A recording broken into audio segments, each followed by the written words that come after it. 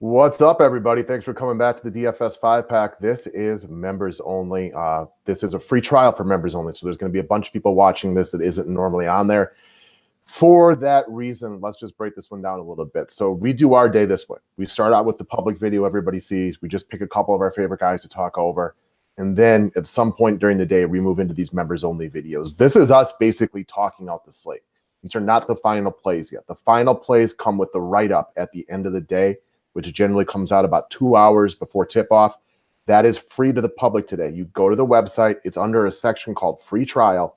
The password, really tough one, is free trial. All together, all lowercase, nothing special about it. No ampersands, no numbers, no uppercase letters, nothing capitalized, lowercase, free trial. So this will give you a general idea of where we're going, and then we'll nail down the final picks. And then when we make adjustments, because NBA throws us for loops, we usually post those in Facebook groups. That you won't have access to today. We just don't have the manpower to add 500 people today and then take them out. It's just too time consuming. But most of you all listening to this are pretty capable of making some switches on your own. So just to give you a better idea of what this consists of, we can't give firm picks at 10:15 Central Standard Time.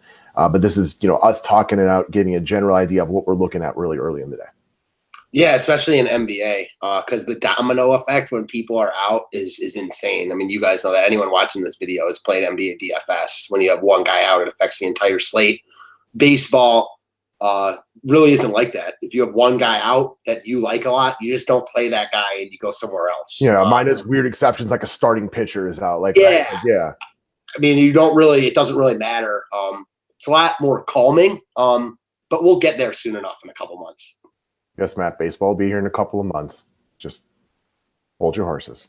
It's still basketball time. You baseball. Well, NBA, we've talked about this a lot. It's just the late swap in itself. Well, it's awesome because you don't get stuck with, guys being out at the last minute. It's draining just because you really have to stay on it all night, especially guys like us who are helping other people. All right, so it varies day to day. Sometimes we go game by game. Sometimes we go position by position. We'll go position by position today. We break down most plays unless you get to somebody you're just not interested in, and then we just kind of gloss over them and say no thanks. So we'll start today with what to me is kind of like your biggest decision on the day. Do you play James Harden? Do you not play James Harden? I struggle in a cash game not to play him, right? This guy has been absolute royalty lately. Even on Saturday night, he was not good, right? He shot 13 of 35, which is 37%. Only shot 5 of 17 from 3, low assist total, low rebound total, and he still scored 57.75 points. Especially in cash games, I struggle to get away from him. He's very likely to be in my lineup today. Yeah, I don't know how you can get away from him in cash games with how he's playing right now and how high owned he's going to be because it's James Harden. And I don't think the question is whether, you fade or play him. Here's my question. In tournaments, because Anthony Davis is also on this slate, but he's not in a good spot at all. In tournaments, we always talk about this. Spending up is never as much of a priority in tournaments as it is in cash games. That said, it's completely viable if you want to use Harden. If you spent up on a star in tournaments, would it be Harden here? Yeah, I have no interest in Anthony Davis against Memphis. I mean, could Anthony Davis ball? Sure, it's Anthony Davis. He's great. But if I'm going to play a star, I'm not going to shoot at that opportunity that maybe Anthony Davis at Memphis outscores Harden. It could happen, but it's just not a very good bet in my opinion. I agree. And I kind of, feel the same about Giannis. So for me, even in tournaments, I think that Harden is the place to go if you spend up. But you don't need to spend up because there's guys in the mid-tier we like. If more value comes out that becomes must-play, then you just lock in Harden. Exactly. That's a great point. So if I spend down or I don't play Harden today in GPPs, it's not because I'm playing Davis or Giannis. It's because I'm attacking the mid-tier, which is what I normally prefer to do anyways. Harden is just so locked in right now. Even on a bad game, he gave you almost 60 that I just can't get away from that. Yeah, I get it. And yeah, we kind of just said it both in roundabout ways. He's a great play in any format. He's a priority in cash games. All right. Kyrie's a great player. I'm not playing him today. I'm not too interested. Okay, next up, Dame. I saw him on the cover of Roto Grinders when I went over to check out their chalk plays this morning to see where the public would be looking. I saw him on the front cover. I'm not personally overly enticed by Dame at 9K. Against the bad New York Knicks team where this one could be over early. We like Dame when we know he's going to be closing. I have very little confidence he'll need to close tonight.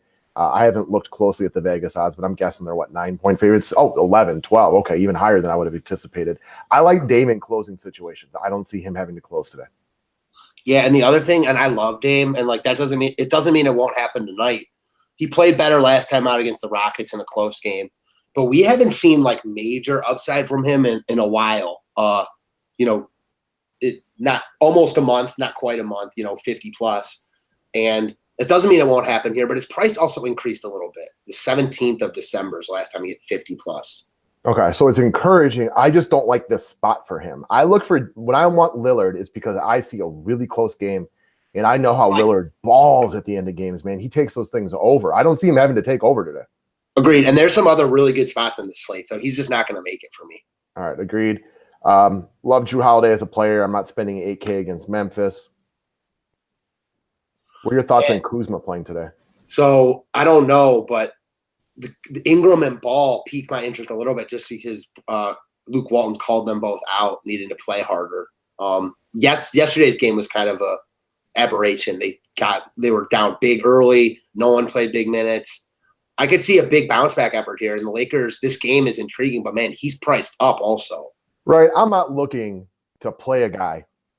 As much as I like your point about him calling them out, that's Ingram at 7,800 on the back-to-back with travel. No thanks. I agree. All right, moving down from there. Mike Conley against New Orleans.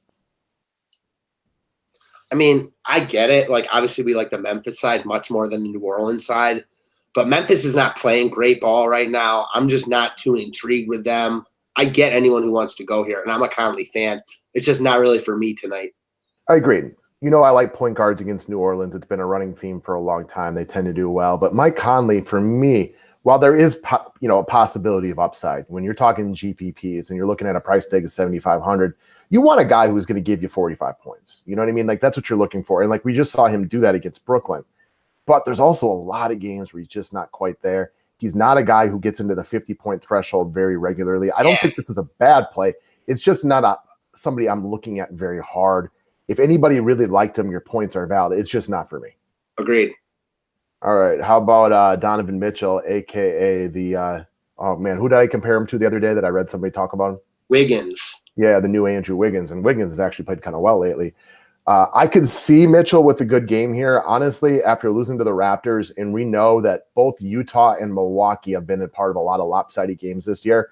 But when Milwaukee's in a lopsided game, it's them that is beating people down. Coming off a loss to the Raptors, you got Donovan Mitchell. This is a game that I can picture the Jazz not showing up because they have a decent number of those games this year.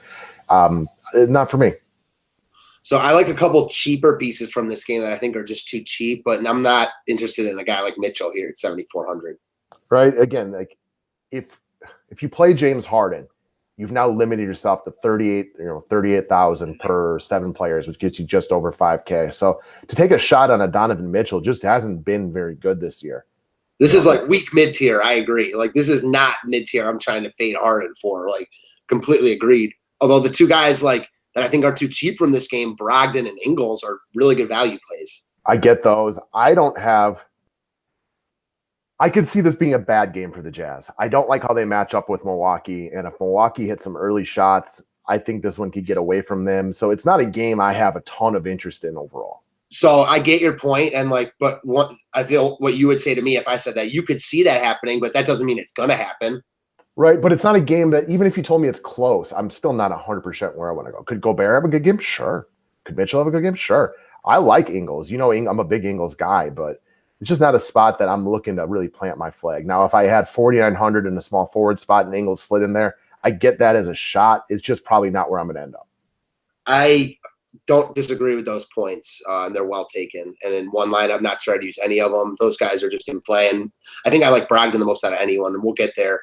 So my problem with Brogdon today is his best thing, and I know you've been watching him closely lately since I kind of talked about how much I like him. I know you've had a special eye on him. His best thing is getting to the rim, and that's the one thing that Utah is really good at, is keeping guards away from the rim with that stifle tower down there. I know it doesn't happen often, but I'm really hoping that Giannis can get Gobert in foul trouble. Very possible. That was my main concern when looking at Gobert this morning. Is I'm like, this is what Giannis does. Is Yeah, go ahead. Sorry. So he's just so good at creating foul problems because he's so long and lanky and just unguardable. Yeah, there's no one else like him either. So he presents a challenge that, Gobert has seen a couple times in his life that, you know what I mean? Right. I'm just going to go move right past D'Angelo Russell. I have no interest. You brought up Alonzo Ball and Brandon Ingram. Good. I could picture Alonzo with a good game here. I'm not playing him. Second game of a back-to-back on the road to travel. No thanks. Yeah, he's so uninspiring. Always has those monster games. Not always. He occasionally has those monster games, but I'm not going there. All right, so you brought up De'Aaron Fox, and you said it was a Lakers game that he hurt his shoulder? Yeah, he hurt his shoulder in like the second half of a Lakers game, I believe. And just hasn't looked like himself since then. Okay, we like this game, but not enough that I'm going to want to go after a De'Aaron Fox, even if he's cheap. If it's an injury issue, you're right. He's made 1 3-pointer over the last 3 games. Shots looked off at both against Portland and Golden State. Bogdanovich has taken over. Only 5 rebounds over 3 games. Sounds like he's probably taking it easy, I guess is the best way to look at it. Yeah, I love Fox. I'm like one of the bigger Fox fans there is. And this is definitely an injury problem. I can't play him until he snaps out of it, until he gets healthy, whatever it is. And this is kind of going under the radar in the industry. He got love in that Golden State game. He wasn't overly popular because no one in that game was because of Harden. He's not right. I playing. had Bogdanovich at like 4% that night, which was crazy to me. Yeah, I mean, I stacked that game actually, and ended up with a real nice roster because of that. That game was insane. I did not use Justin Jackson though, so unfortunate. Man, can't use Fox right now as far as I'm concerned until he shows us a 40-plus game. Right, and that could happen tonight. We're not saying that this couldn't happen. We just would like to see it first on an 8-game slate with lots of options.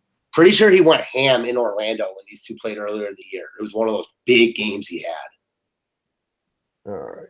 Next up, dropping down below the Fox, Jamal Murray. So now that Gary Harris is back, Millsap is back, and also that the emergence of a Monte Morris and Malik Beasley is playing well, I got Jamal Murray kind of penciled into this GPP only spot that I've had him in for a long time. He was much more cash viable when they were shorthanded, but now the problem with them is yes, we've seen it. He's got 2 monster games in the last 4. A 70-point performance against Phoenix, 57 against Sacramento. Monster games, and then massive letdowns against New York and Charlotte. All 4 of these games are good spots for people to play, and that's my issue with him right now is there's just an abundance of quality players on the Nuggets, and some days it just doesn't have to be him. And if he's a little cold from the outside, you got really good players in Jokic, Millsap, Gary Harris, Monte Morris, even like a struggling Trey Lyles is a guy who could potentially take over if he ever snaps out of his shooting slump. Just too many good people on Denver for me to want to take a shot in cash games. But in GPPs, when this dude rolls, he is so good. I completely understand going there in GPPs. We're seeing this so eye to eye here because in a nutshell, like Murray's one guy I don't have a great read on in terms of how good he is and how good he's going to be because, like you just said, some days he looks like he's Devin Booker. Like he looks like a Devin Booker clone, shooting as well as him and doing whatever he wants on the floor. And then the other half of the times, man, he's like, I don't even know. Passive. Yeah, exactly. He looks nothing like that. He looks like, more like an Evan Turner type, a guy that just is kind of just middling around out there. I think you said it best. He's GPP only because if he's shooting well, he's got major upside. And even in that Sacramento game, I used him in one lineup, and he had like 18 DK points at half. He went off in the second half. Yeah, he was awesome in the second half. I was watching that game. That's just kind of my thing with Jamal Murray. When they're fully stocked like this, now, when they're out a couple of guys, it's a totally different situation because he needs to become more assertive, more aggressive, and becomes a higher focal point of the offense. But I think the last 4 games, this snapshot right here of his current game log is a perfect microcosm of what to expect from Jamal Murray.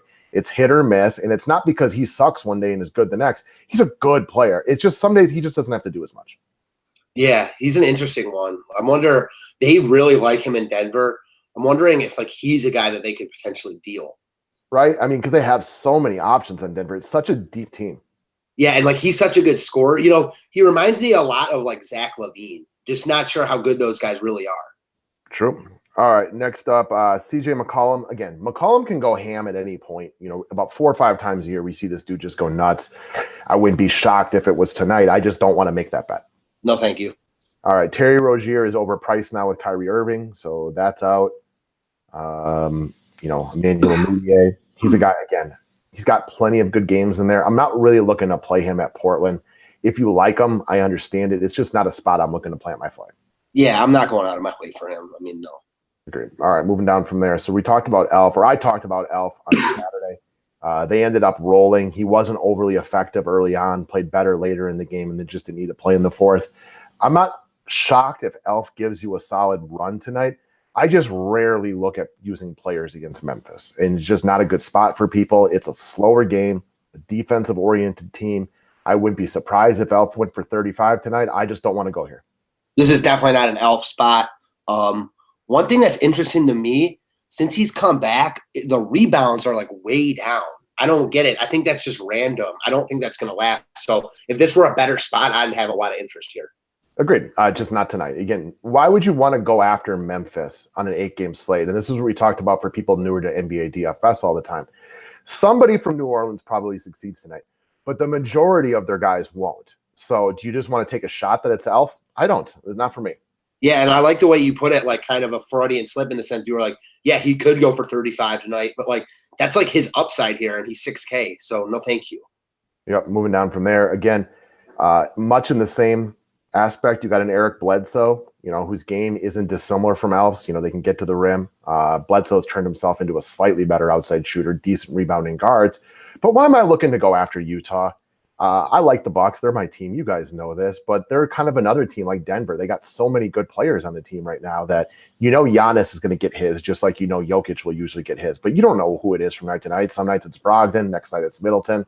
And against a Utah team that's not, a pristine matchup, this is not my play. I think Brogdon's better than Bledsoe, and I'd rather play him at 700 cheaper. No arguments. All right. Again, very much kind of like Utah and Memphis. Could Dinwiddie have a good game? Sure, absolutely. But I'm not looking to play him at Boston. No, they're also on a back-to-back. They played yesterday at Chicago. Right. All right. What about Josh Hart? Yeah, if Kuzma's out, I'm not going here at 5'8", but, I mean, I certainly understand it. There's no way he's going to make my point guard at 5'8". No chance. Yeah, I agree. I like Josh Hart, but he's a little bit overpriced for what I want to get out of him. We don't know about Kuzma yet. If Kuzma's out, I have more interest. But even if Kuzma is out, still likely not going to end up here. Now, could he go for 40 like he did against Sacramento? OKC? Sure, absolutely he could. It's just not really the spot I'm looking to get him. Oh, and full disclosure for me, I love Sacramento, Orlando. So, that's where my focus is going to be. Yeah, I have a lot of interest in that. And then I like the Denver-Houston game because while it maybe won't be a major pace game, I expect the best of these teams, and I expect it to be a close game. I get that, and I especially, the stars in that game are, of course, intriguing. One guy that is appealing right here, because we talked about we like Memphis over New Orleans, is Kyle Anderson. I mean, he's playing really good ball. Yeah, we'll get there for a second. I just want to stick her in order today. If I were to play guys in this game, I have a little more interest in the Utah guys because you would have to play off of them playing well. And Utah gets a bump in pace, whereas Milwaukee gets a downtick. I don't mind Rubio today. I don't think this is where I will end up, but I don't think he's a bad play at 5,600. There's definitely some upside in what could be a faster paced matchup for him. I get it. Not for me. Yeah, you're not a big Rubio. I'm a bigger Rubio fan than you are in general. So it'd be more likely for me to play him. And if I did a 3-entry max GPP entry today, he might squeeze into one of them, but that's about as much of a glowing recommendation as I can give. Agreed. My boy, and who's now your boy, Malcolm Brogdon. For a long time, I've been trumpeting Chris Middleton as the most underrated player in basketball. He hasn't played great consistently lately. I also think he's finally starting to get the national media attention. This is the next guy up right here. Malcolm Brogdon can flat out play. He can shoot. I don't know if his numbers are still there, but for a good portion of the year, he was at the 40, 50, 90 mark, surpassing Steph Curry. That's probably dropped since then. He is so good at getting to the rim. He's a very underrated part of his game. And he's a guy the Bucks can count on. I agree. If you want to play him today, I get it. I probably don't end up here, but this is a good player. Yeah, I love this dude. This is one where I don't love the spot, but the price is so good, and I love the player that he's in my player pool. It doesn't mean I'm necessarily gonna go here, but he's in the pool. Yeah, I would say that's probably a good way to put it. If you are one of the people watching today that hasn't had an opportunity to really watch the Bucks play a lot, and that's the other issue with the Bucks, besides the fact that they're deep, is there's a lot of games that they win by a lot.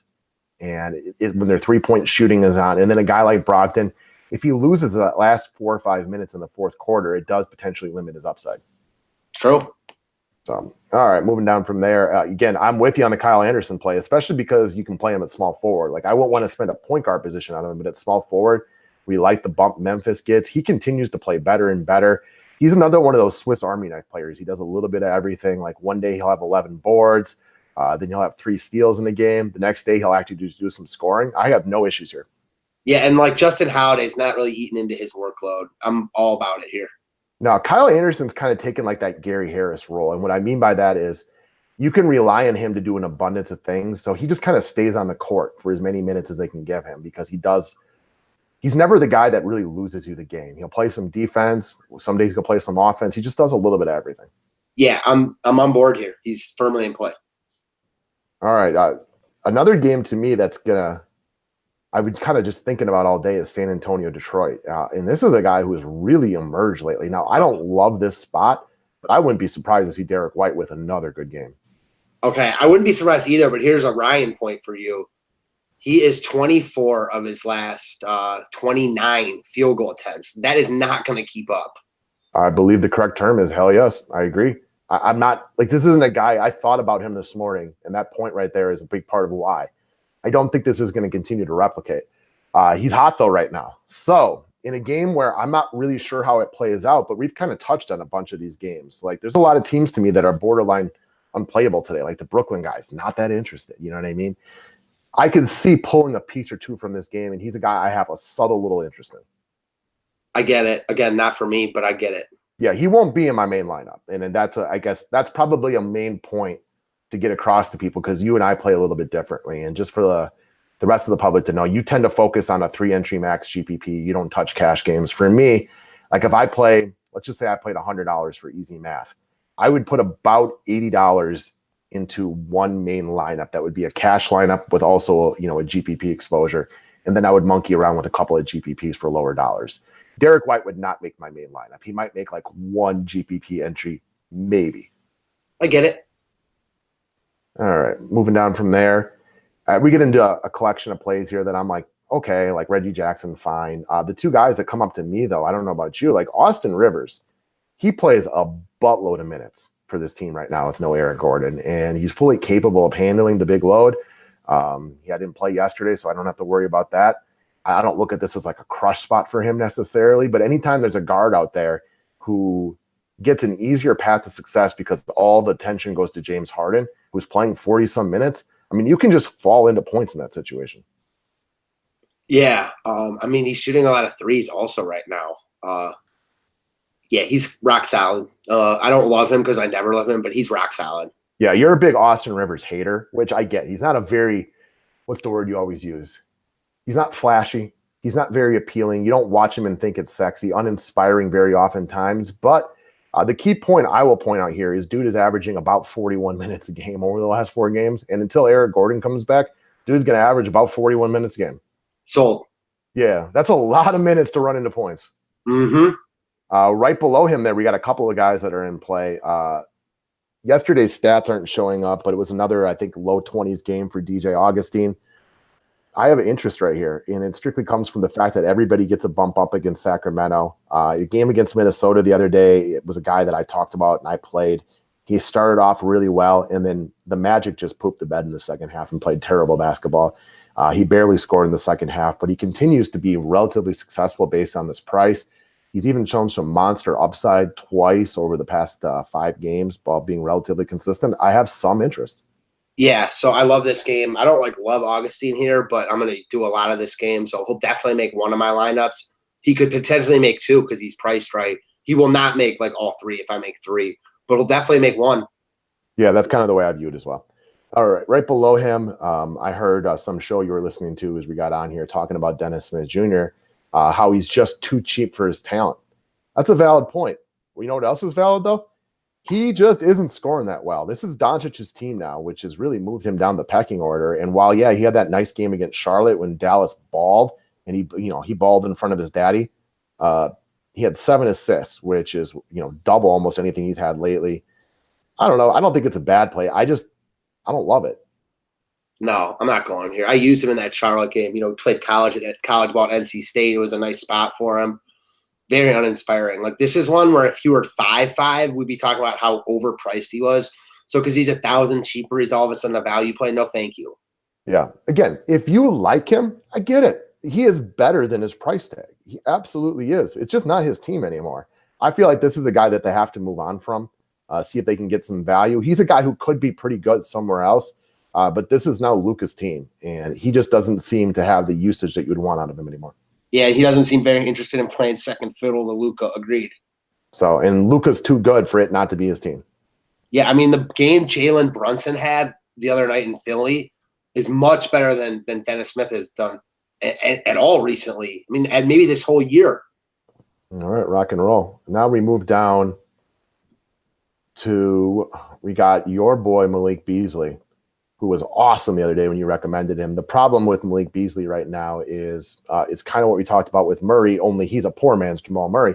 He just doesn't need to do what he had to do anymore. Now that Gary Harris is back, and they love Gary Harris, and Millsap is back, there's just not enough minutes and usage to go around. Yeah, I'm not that interested. No, I have zero interest in him here. Moving on. Right below him, we got the other guy from his team, Monte Morris, who we're also a big fan of, but it's all much of the same thing right here, guys. There just isn't minutes and usage to go around anymore. So unless somebody's out, Monte Morris has just become unplayable. So a couple of those situations, right, like all right here. Morris and all those Denver guys, Beasley, you just touched on them. We just talked about Dennis Smith. Well, with Barea back tonight and Brunson in the mix, just no thank you to any of those guys. Agreed.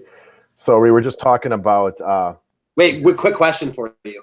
Okay. What happens to Denver when Isaiah Thomas comes back? I have no idea, man. I have absolutely no idea. I've been talking about this since the year started. They are too deep with B players. They need to find a way to package a couple of B players for an A. I don't know what that would be, but I think Denver is ready to win now. They play Golden State as tough as anybody out in the West. I mean, for me, this would be a Twin Towers situation where I would like Jokic and Anthony Davis together because they can both shoot threes. Jokic doesn't mind at all taking a backseat and becoming the distributor. I don't know how that works out. I just know that Denver they're right up there with Milwaukee and like Toronto. There's in Boston. They're so deep with good players. You just can't have the ball in everybody's hand. Yeah, and to even add to your point, like Will Barton's been out. They have Isaiah Thomas, who hasn't even played for them yet. And one point that you might not even know about. What? The rookie. Yeah, dude, Michael Porter, who's really good, who right now has probably more trade value than any of those guys because you know how the NBA is with rookies and upside. Right, like I don't think Isaiah Thomas has much trade value right now, but this guy could come in and be like a little 15-minute per game offensive spark. If you were to move on from some of those guys, it's an interesting situation. But back to the DFS plays. Bryn Forbes, much in the same light of Derek White, has played really well lately. I had a rough game against Memphis, but most people have rough games against Memphis. He is firmly in play. I don't love this game, but he's playing well. He's playing a lot of minutes, and I do, as much as I don't love this game from a 30,000-foot view, there aren't a lot of games we like, and I could easily picture this game being close. You like this game more than me, I can tell. I don't like it, though, just to be clear. Like, this isn't a crush spot. I just don't like a lot of the games, and I like the Sacramento-Orlando game like you talked about, but we gotta diversify a little bit. True. I like Forbes more than I like Derek White because the price is cheaper, and I think they're two peas in a pod. And you think White is unsustainable, which your points are very valid. Yeah, like even if that continues, like that's just a recipe for disaster to chase like field goal attempts like that when a guy's that hot. That being said, it might continue tonight, so I might eat my words when it's all said and done. It's possible, and that's the key to DFS right there is you might eat your words potentially, but you also know that if you made that bet 10 times and it fails 6, that's a bad bet to hope for 40%. Exactly. For those of you who used to play poker competitively like I do, like, yeah, you can win a bet where you're 2/3 not going to win, but you don't want to make that bet over and over. You'll be bust quickly. Agreed. All right, there's a bunch of guys down here that are somewhat viable. Patty Mills, Simmons, because we like this game, but this isn't really a spot I'm looking to like push Jonathan Simmons. Could he have a good game? Sure. I suppose he could have a good game. I'm just not really looking to push this one in here. I saw Brown Jr. as another guy up towards the, I believe it was the top of Grinders, wasn't it? They have Bullock near the top. All right, I saw Brown somewhere. Like, there's a bunch of guys from this game that are, kind of priced out well. It's just not, I don't know. I don't love the game like you kind of mentioned. I could see using him if you needed it, though, if you were desperate. So for me, the guy that I kind of have a little interest in right here, and you mentioned it, that this game could get out of hand, especially after playing yesterday, is the Brooklyn-Boston game. And Shabazz Napier all of a sudden is playing a bunch of minutes, and he could see a ton of run if that game gets out of hand. Right. And this game, we don't like to bet on a game being a blowout, right? And we talked about this the other day. But you're right. He's playing a lot more lately. It's not a good matchup for him. But if he plays the whole fourth quarter in a lopsided game, there is potential real upside in this one. Yeah. And then the matchup, like, all of a sudden becomes good because you're playing against Boston's backups. And let's just say the game doesn't get that out of hand and he plays what he's been doing recently and he gives you, he's 3,400. Like, if he plays those minutes, even in a bad matchup, he can still get you 20 DK points because he's a point guard. One more point that I know you'll like. This is somebody to watch out for today because I would not be surprised one iota if somebody sits tonight for the Yeah, man, agree with you wholeheartedly. And then he'll become like chalky. We just saw him with 51 DK points, like not in a great spot in Milwaukee. Obviously better than here, but he can play. Yeah, he played great that game too. I watched that one. He played really well, and then throughout the second half. So keep your eyes peeled on this. Third game and fourth night, tail end of a back-to-back, all the games on the road. Don't be surprised if Russell or Dinwiddie or somebody is out tonight for rest. Mm-hmm. All right, so that kind of covers it. Oh, are you trying to go after the George Hill revenge game? Another George Hill revenge? No, thank you. No, George Hill's a revenge game with everybody because he's played everywhere. I don't hate it, though. Like, if you were looking for 15 to 20 points out of a 3,300 guy, I don't think it's a terrible bet. They have given him run for this team. And while George Hill is not a difference maker, bringing in some veteran leadership to Milwaukee, I think it's going to pay off. I'm not looking to play him. But if I had a lineup, like a cash game lineup, and I was sitting there at the shooting guard with 3,300, and I just needed somebody to get me 14, 15 points, I would be okay with him right there from a safety aspect.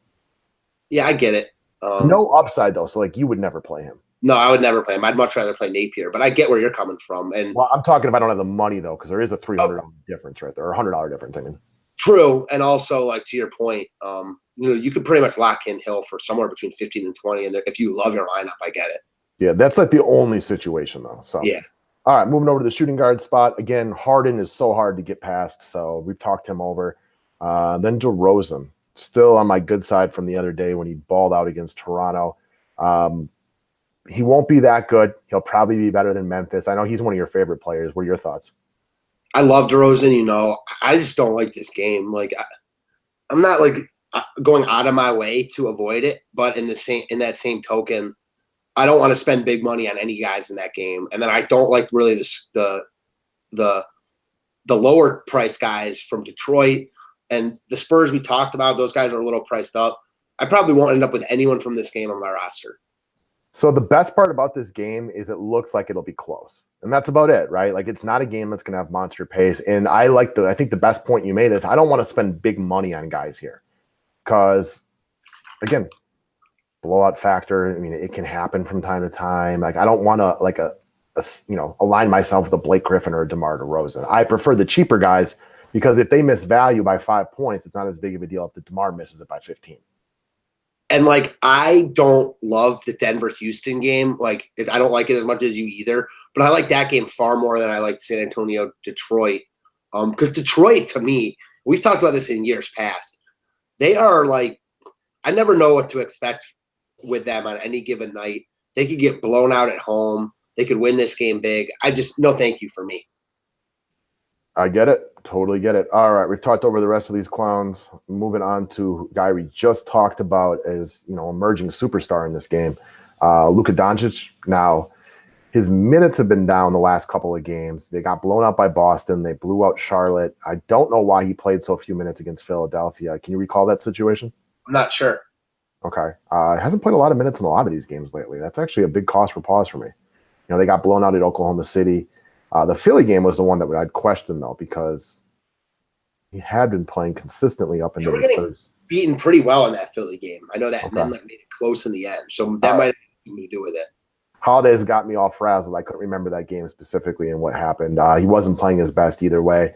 Now he's back at home. I know you don't like the first home game. This isn't a spot where it concerns me. I don't want to plant my flag with Luca today and say, this is the play of the day, but I had zero issues with him tonight. Zero issues, and this is another game that I get anyone who wants to, load up on, and he's firmly in play. Yep. This kid's good. He's really good. Yeah, we're about to get to someone else soon who I think is really good that's in play for me. All right, shopping down below Doncic. We've touched on a bunch of these guys. Now we're going to move over to a game I know you like a lot, which is Buddy Hield. Yeah, exactly. That's the guy I'm talking about, man. And he is – I'm not sure – I know you said you saw like the fourth quarter of this game. He made a play either in the third or fourth quarter. He had already made 8 threes where he made like a pocket pass to the corner to Justin Jackson. It was like the most impressive Buddy Hield play I've ever seen. He's on my good side right now, and I'll lock and load with him again right here. So the last 15 games are a great representation of Buddy Hield. And what we talk about with guys like him, he's a shooter. Shooters are more like baseball players in the essence that they're very inconsistent. They get hot and then they get cold. He's now coming off 3 hot games, whereas he had been very cold for the 3 games before that, and he had been hot before that. So you're taking a shot. Does he shoot well? Well, the Magic defense is not something that concerns me in this situation. So I like Buddy Hield, but I'm fully aware that if his shots aren't falling, he doesn't participate quite enough in the other areas to be a quote-unquote safe play. He is a little bit pricey for a lot of people today. But, man, they really, clamped down on him in the second half against Golden State. Otherwise, this dude was going for 60. Yeah, agreed. And, again, this is another one with Fox, hampered by his injury. I think Hield, that has helped Hield, with his hot streak right here, having the ball in his hands a little bit more. I like him a lot. Yeah, I get it. I totally get it. Buddy buckets. All right. Murray, McCollum, we've touched on a bunch of these guys. Chris Money Middleton, he hasn't been overly consistent lately. I don't think this is like a garbage play. His price is down.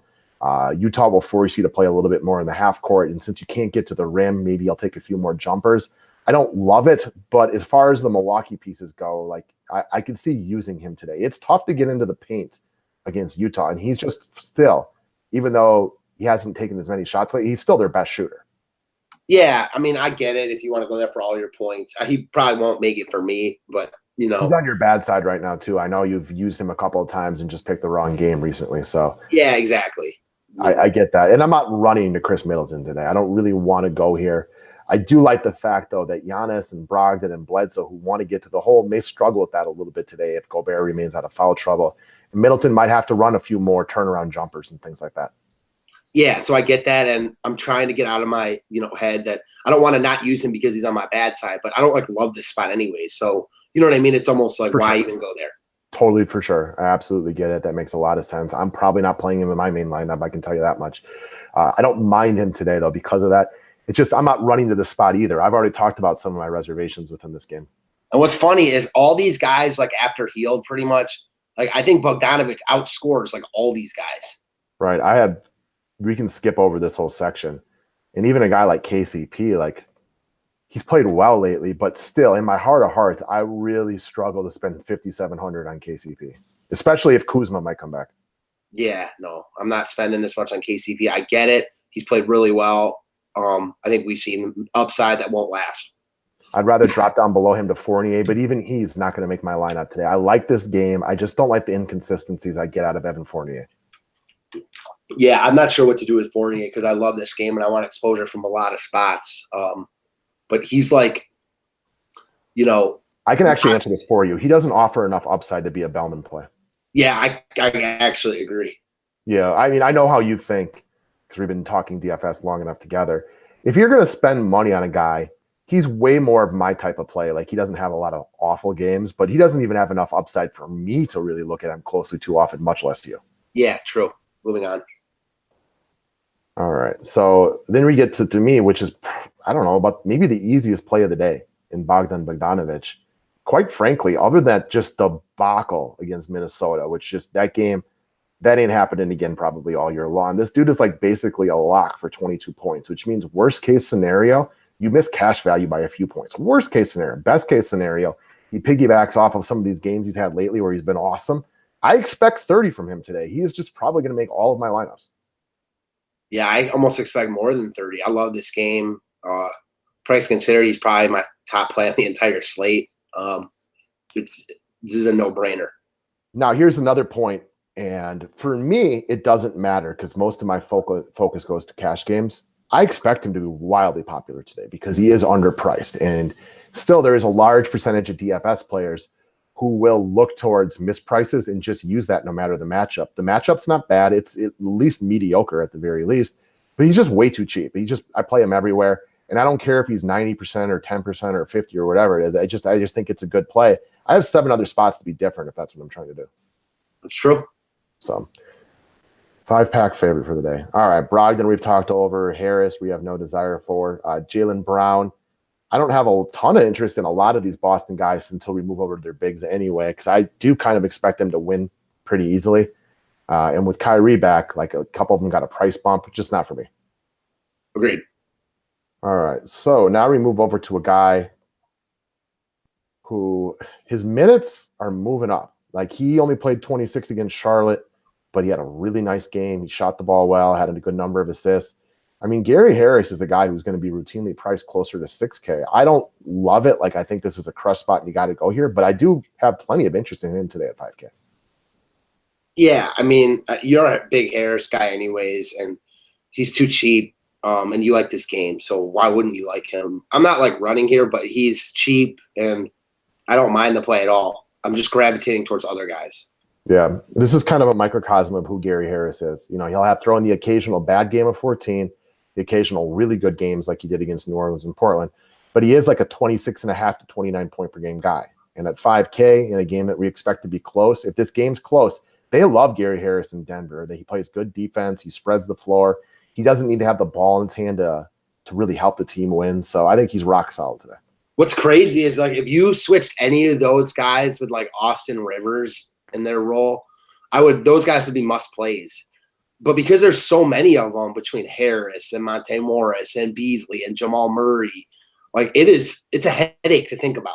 Yeah, and that's what I like about Harris on this team. He becomes more reliable because like Jamal Murray can go off on any day, but if his shot's not falling, he's not as engaged. Harris spreads the floor and plays defense. He knows his role. He's solid at it.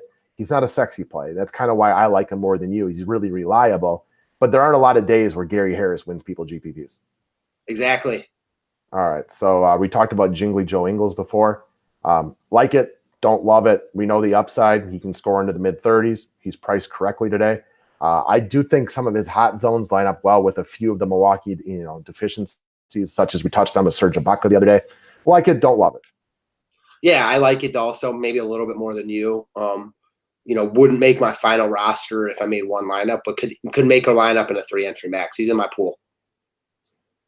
All right. I saw Reggie Jackson pushed up there on Roto Grinders. I know you don't like this game, but at 4,700, I get it if you go here. I'm just very unlikely. He won't make my final roster. I don't think it's a bad play, just not where I'm going to end up in my final one. Yeah, you know how I feel about that. Yep. I'd rather play Austin Rivers than Reggie Jackson, put it that way. Same. All right. Beasley. Just wanted to make sure. Wes Matthews just hasn't been great lately. Like you talked about, Brea's back tonight. I don't think it's a terrible play. It's just not where I'm going to be. Agreed.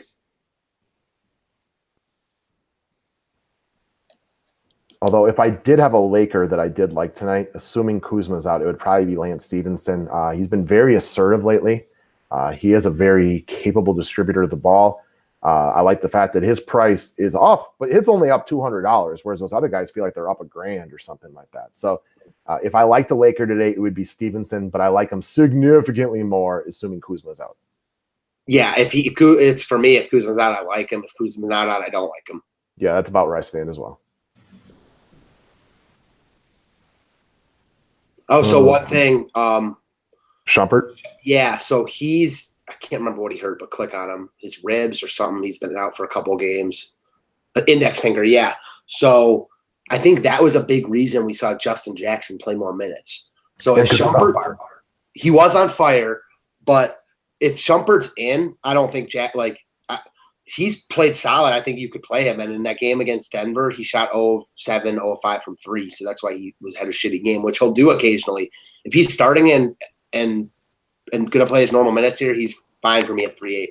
Yeah, that's about it. You saw his upside against LA. That's rare. You saw his downside against Denver. That's not usually what happens either, but usually he is a guy who's about right on cash value for 3,800. Fine. You only use him as like a fill-in. Agreed. We've brought up this game a lot. I like it a little bit more than you two. It's still not a game I'm running towards. Reggie Bullock plays a lot of minutes. He's high up on some of the rankings as far as price per dollar. He's another guy. Like, I don't plan my night around Reggie Bullock. If he slid into my small forward spot at 3,700 because I just needed that like dollar amount, I'm okay with it. But like, I'm not going out of my way to play Reggie Bullock. I agree. So what about Justin Holiday tonight? He made his debut with the Grizzlies the other day. He played 21 minutes. He played awful, but that's not a surprise for a guy making his debut for a team. I don't mind taking a shot with him today, though. He was better than his price tag. They played him 21 minutes the other day. I don't know how much of that was a byproduct of the fourth quarter, though, with the blowout. Yeah, I'm not sure, and too many question marks on this slate for me. Right, but as a guy in a good matchup at 3,500, there is like potential upside here. I don't think I would feel safe enough for him in a cash game, but like it wouldn't shock me if all of a sudden Justin Holiday had 28 DK points tonight on 3,500. I agree. So I'm going to look into him a little bit further. Napier, you've mentioned. I think we've covered most of those guys. Let's move over to the small forward position. I have zero interest in my boy Giannis tonight. Just not the guy for me. Again, Giannis gets to the rim better than anybody in the league. He's the best one at it in the league. Gobert keeps people off the rim as well as anybody in the league. Yes, Giannis could force him into foul trouble, but this isn't like the type of pace of play where I love him. I have a bad feeling that Milwaukee could get up pretty big in this one, which again is far from a lock, but I'm not looking to plant my flag with Giannis tonight. I don't think the odds of him outscoring Harden are high enough that I'd want to play the ownership game there. I agree. Kind of talked about this at the beginning. I'm not spending up on Giannis here. All right, we fully agree. Luca, we've talked over, healed. Now we get to one of your favorite GPP plays of the night. Going to be Mr. Aaron Gordon.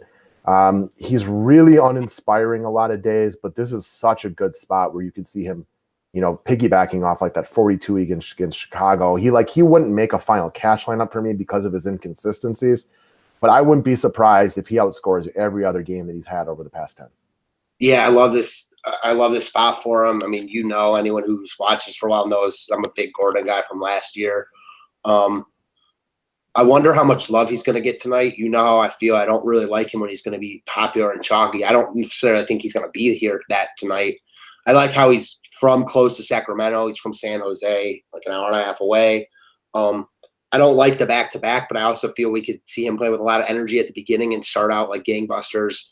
I love this game. I like Aaron Gordon a ton. Yeah, he played 38 minutes yesterday too because for some reason his game's not showing up on DraftKings, which is a bigger hesitation for me. Back-to-back, not a major travel spot or anything like that, but it is back-to-back with travel. He played a lot of minutes yesterday. I love playing guys against Sacramento though, so it kind of almost cancels each other out is the best way to look at it. Yep. All right, moving on down. I feel like I haven't watched the Knicks in a couple of days. Yeah, Kevin Knox is a bit overpriced. No, thank you.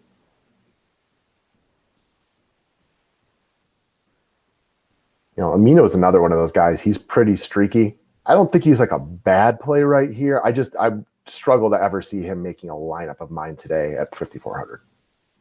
Yeah, not for me. This is your boy, but I won't use him here. He's not my boy at all. I just know he's better than Mo Harkless. So, I mean, that was the extent of our conversation the other day. All right. You know what? His wrist is still bothering him, I think. He's really cheap today, though. And, yeah, his wrist has bothered him, but he's still thrown up 25 and 28 against a couple of rough matchups in Toronto and Memphis. So I don't mind it. He's underpriced today. This is a guy who averages 28 points a game. So he averages, halfway to GPP value based on this price. Again, I don't love it because I don't love this game, even though you keep saying I do. Wink, wink.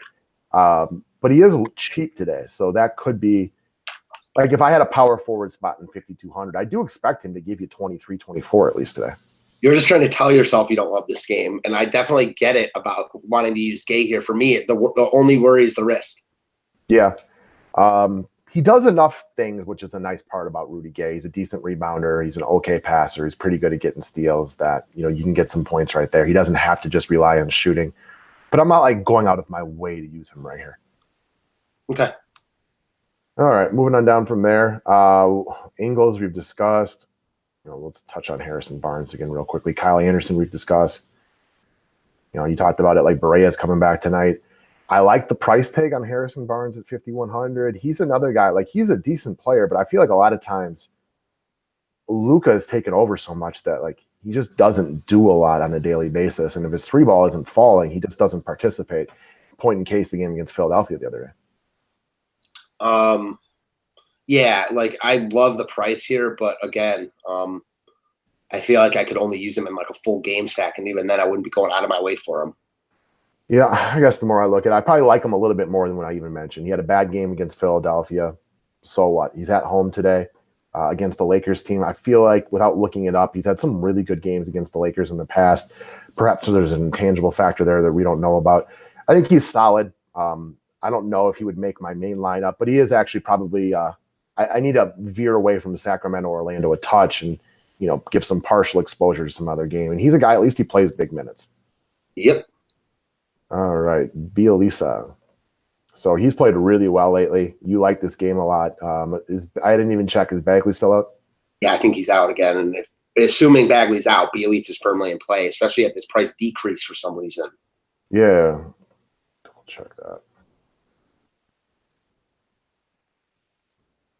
All right, so if Bagley's back in, it really pulls away from Bielisa, but that's one to watch throughout the day. Bielisa makes a lot of sense at 4,800 if Bagley is out. Mm-hmm. All right. This is not a play that like I'm going all in on or anything like that, but Daniel House Jr. plays a lot of minutes these days. Why? Because they are really banged up in Houston. It's not like a great play or anything like that, but I would say it's fine. You need to end up here. He's been relatively consistent as of late. His off game of 18 points is not special, but he's playing up into the upper 20s, low 30s occasionally. It's an okay play. Yeah, my one thing there is, and now with Ennis back, are those minutes going to keep up? I don't know. How about Terrence Ross? Yeah, I mean, he's a flyer, sure. Not really looking at him too hard. What's weird is if you look at his recent game log, he looks more like a cash game guy, but we also know this guy is really capable of 4 and 40. So that's kind of the way I view it. Mm-hmm. I haven't looked at him recently, but did PJ Tucker happen to get out of his shooting slump? No. So I'm a Tucker guy, but right now he's in a massive shooting slump. He's 2 for his last 19 from the floor. That could change any day. And why couldn't it be tonight? My problem is, do I want to play him knowing that he's not a major upside guy to begin with? Do I want to play him just hoping it's tonight? I'd like to see him make a couple of 3 balls before I run back to him. And once he makes those, he's probably back to offering you 21 to 25 points tonight. Agreed. All right, so we talked about this guy a little bit already. Best game of his career the other day against Golden State. Made 5 of 7 3-pointers, which is unlikely to replicate. I'm not looking at point chase right here, really, just because he had his best game ever. Not for me. I'm not going to point chase, but I like him more than you because I've known about him. He's a kid that has talent. He played at Carolina. It's only his second year. And he, might take the minutes of Shumpert if Shumpert's out again. So, again, I'm not expecting any of that, and I probably wouldn't end up there. But I'm not going to be surprised if he had 25 here. Nah, I won't be surprised by that. Oh, Rudy Gay's out, by the way. Oh, he's out now. Okay. Well, that's good to know. So I'm not going to play him then. All right, Davis again. You can't play him and Harden together. There just isn't the value out there, and I just don't have enough interest in Anthony Davis to try to think that I can play the ownership game here and Davis is going to outscore. Memphis is legit a bottom of the barrel matchup. Agreed. All right, so we see that one eye to eye. So we'll move past Blake Griffin, a bunch of these guys. You're a big Aldridge fan, but it sounds like not today. You're probably all over the Vonleh revenge game, right? I was waiting for you to bring it up. No, I'm not all over it, but he actually, this is funny, in the first 6 minutes of that game at LA, he had 22 DK points. like Noah Vonleh can do, got into massive foul trouble. Yeah, I don't like playing guys at Portland. He's played very well this year, so I do want to give Vonleh some credit. It's just at 6,300, there's no way he makes my roster. Yeah, probably not. All right, because we move our way down then, and we get over to how about Jaren Jackson Jr.? Again, I could see him getting into major foul trouble here against Anthony Davis. Yes, I agree. He's very foul prone, like many young players. There's real upside here because it is a matchup with New Orleans, but it's also major risk because he does foul a lot. He is a definite hack. All right, Gordon Hayward we bypassed, but with Kyrie back, not interested, because then we get down to Al Horford, who is a guy that, despite not playing big minutes lately, continues to show positive DFS marks. The nice part about him not playing big minutes is it kind of eliminates the blowout concern right here, because they'll probably give him his minutes early if it's a little bit lopsided. I think he's rock solid. Agreed. Big men versus the Nets. It's been a thing for a long time, and until otherwise noted, just assume it's always in play. Mm-hmm. What about Millsap? I think Millsap's fine, especially because you like that game. For me, he's more of like a filler at that price range. If I needed it, sure, but not like prioritizing him. They did bump him to 27 minutes the other day, which is worth noting. And in the game against Sacramento, when I liked him a lot, he underperformed, but he got into it was really weird. Like he played like 9 minutes and had like 2 points. And then he started playing better with his last 13. He really turned it on in the end to just save a little bit of face. He was awful early on from a DFS perspective, but sometimes that just happens. I think he's solid today. I don't think he's a must or anything like that, but definitely playable. Great.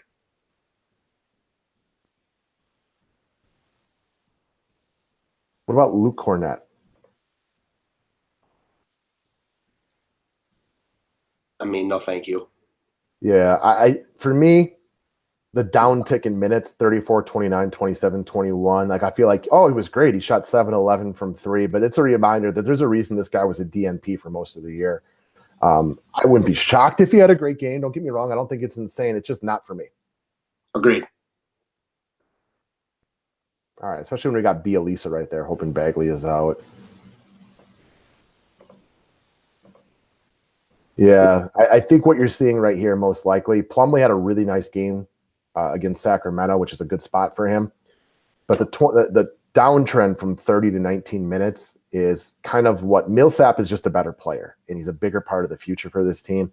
Plumlee will still play his 15, 20 minutes every single day. I'm just not looking to really go here. I don't think it's a terrible play. It's just not going to make my final roster. Agreed.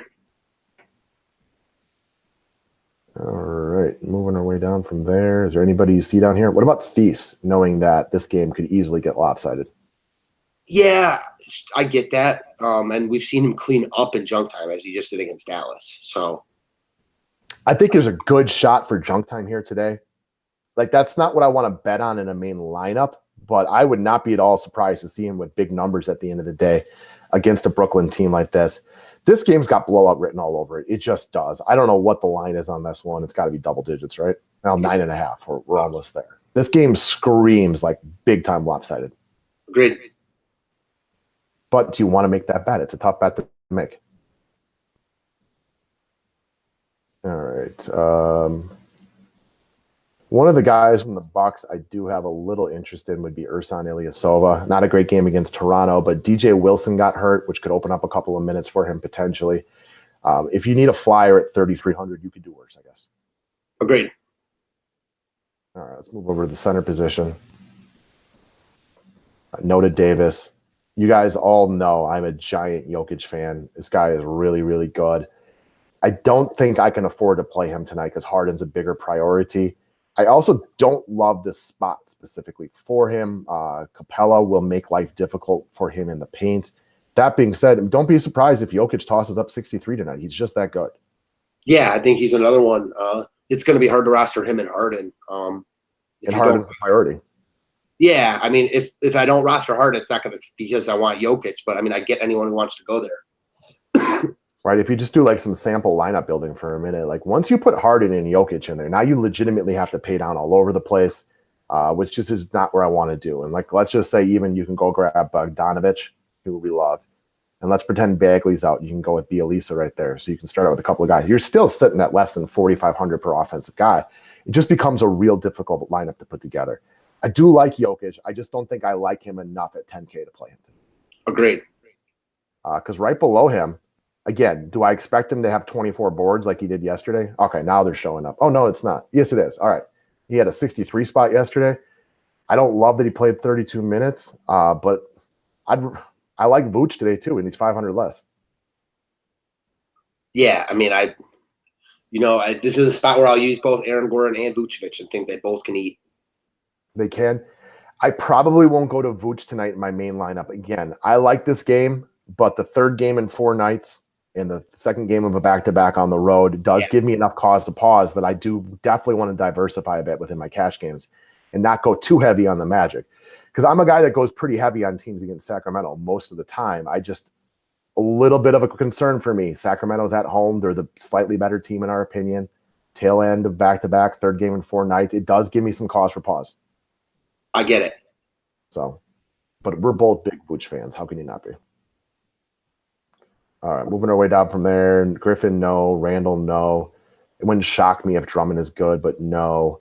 Nurkic, no thanks. He's got a big price tag. And then we get down to Capella. And like you mentioned, he's getting a lot of love throughout the industry today, which makes a lot of sense, guys. He's a very reliable player. He's such a Ryan type of play in the aspect that, like, I like consistent guys. Yeah, he doesn't show major upside a lot. He'll throw up the occasional game like he did against Golden State. He had some nice ones against OKC and San Antonio right there. But he's so reliable. He had the one bad game against New Orleans. So be it. He makes a lot of sense tonight. And I can get him at 2,500 less than Jokic, which allows me to really benefit the rest of my lineup. Yeah. Capella is getting a lot of love around the industry, and it makes a lot of sense. I mean, playing like you said, all the points you mentioned, and again, the fact that this game should be really close can't be understated. Right. There's not many good games on the slate because even the game that we like, Orlando Sacramento, has cause for pause because of the third game in 4 nights. So you're going to have to go somewhere. And while these are slower teams for the most part, we do expect it to be a good game. These are a couple of the better teams in the West right now. We expect a good effort from both of them. I like the fact that Capella is much more athletic than Jokic. I love Jokic, but Capella is 10 times the athlete he is. Yeah, it makes a lot of sense. He's not the skill that Jokic is, but athletically he trumps him. Gobert is a guy that in theory I want to like. I do think that he has the ability for a big game tonight because of the block party that he could throw. Milwaukee has taken that new school approach. You either shoot it in the paint or you shoot it from the 3-point range. So that could equal rebounds on missed 3-pointers or lots of blocks if they get into the paint.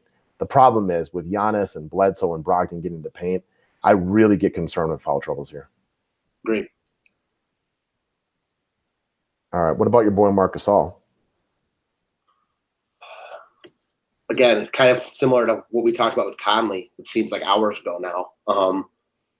Memphis is just uninspired to me right now, and I'm not going out of my way to use anyone from there except for a mid-tier guy that has been almost as productive as Gasol recently, and Kyle Anderson. I have a tendency to agree with you. He's really cheap today. Is he getting any industry love here? I haven't heard him get much industry love, and honestly, the main reason why I'm not on him is because I used him in that Brooklyn game at home against Brooklyn. I mean, 35 DK points. Yay. Come on, Matt. You're being hard on him. He had 36. Yeah, right. You know what I mean? Just no thank you, man. And I know you don't like him here because you hardly ever like him. I do like the price tag. He is really cheap today for what he could potentially offer you, but I don't argue with you points. He's not a big upside play. You don't see a lot of 60-point games from him or anything like that. Another guy that he could get into foul trouble trying to check Anthony Davis. Davis is, significantly more athletic than he is down low. So I could see him having a good game. It's just not a spot that I have a ton of interest in going. Right. I like Capella substantially more than him. And if we want to keep going down, he's coming off a couple of rough games himself. Rough game against Embiid, which we expected. Rough game against Charlotte because he didn't play in the fourth quarter. And he was just bad against OKC, just awful in the tail end of a back-to-back. But you want to know what? He is priced down again today at 6,100. Big men eat against LA. I have plenty of interest in DeAndre Jordan today. I think he offers monster upside. I think he's right up near the top of grinders. Yep, there he is, about 10th from the top. He makes sense today. It makes a lot of sense. Way too cheap. This is another game, like, I like him better too if Kuzma plays, because then I think the chances of this being a really good game just increase. Agreed. I do think, though, after the Lakers got rolled yesterday, they play hard today, and it's a close game either way. Right? That's good. That's what we're looking for. So I think is Jordan getting industry love today as well? Yeah, and you're kind of talking me on, like unintentionally, on this game more than the Kings Magic game, because I am a little scared. The Magic played really well at the beginning of that game yesterday and then died hard. That's worrisome for me. That's my big worry with Vucevic. And maybe it's because I liked Vucevic the other day against Minnesota, and he shelled out like 25 points in the first 8 minutes and then barely was heard from for the rest of the game. And I could totally see that being the case tonight. Mm-hmm. And I like Capella and I like DeAndre Jordan. Again, his game log doesn't look great, but this is what we talk about all the time. Is there reasoning behind why it doesn't? And it's just a weird coincidence. It's 4 games in a row. Tail end of a back-to-back, and they got rolled at OKC. He was just legitimately awful. But this is more of who DeAndre Jordan is right here within this. He averages 35 points a game, which is practically GPP value on this price. The Lakers are, near the top for points given up to centers. He makes a lot of sense here. Ton of sense, all formats. All right, so the nice part is you can play Horford at the power forward spot. What about Willie Cauley-Stein? Yeah, he's fine too. Played really well against Golden State the other night. Couldn't fill up the stat sheet.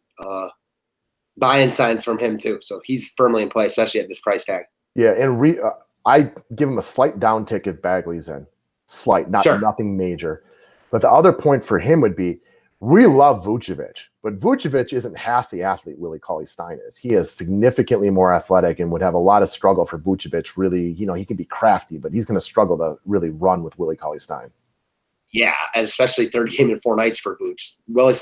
Cauley-Stein could run circles around him tonight. So just because I'm thinking about that right now, that does give me a little desire to call it a potential GPP play in Mo Bamba. Who I like that call. Again, you worry about the minutes, but what if Sacramento does get a big lead here? And Bamba plays 24 minutes or something like that. It's not impossible to think that. And this kind of game would really play to his skill set. He's also been just fine at this price tag and not those situations. Exactly. So it's not super high risk. You're not playing just for a blowout. The blowout's where the GPP upside comes from. Great. I like that call quite a bit. I just talked Madden on this one. All right.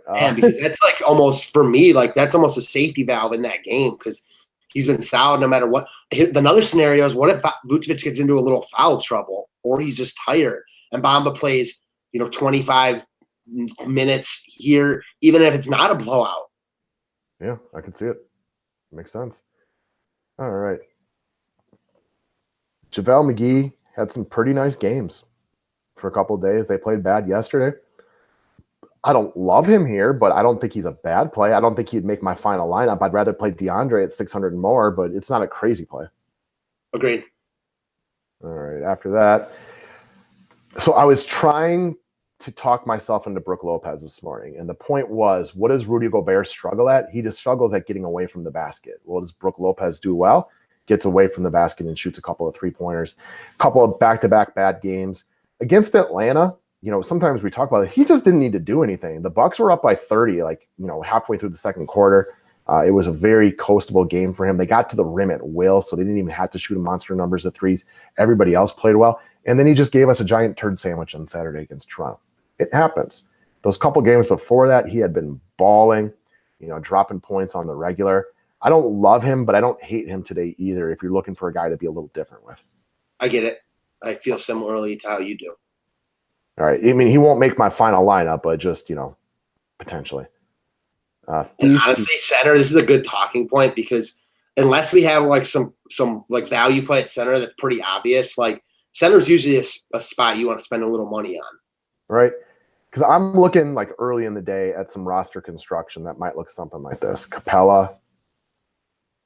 And now I'm talking myself into DeAndre Jordan. Yeah, I was going to say for cash games, you probably just want to load both of those guys in. That's my plan early in the day. Again, you guys know how it is. This thing changes on a dime when new news comes out. Because if I can go Harden, Bogdanovich, if Bagley's out, I look towards Bielisa. I could also move Bielisa over to the power forward position, and there's also shooting guards available to me. So, I could take Bielisa out.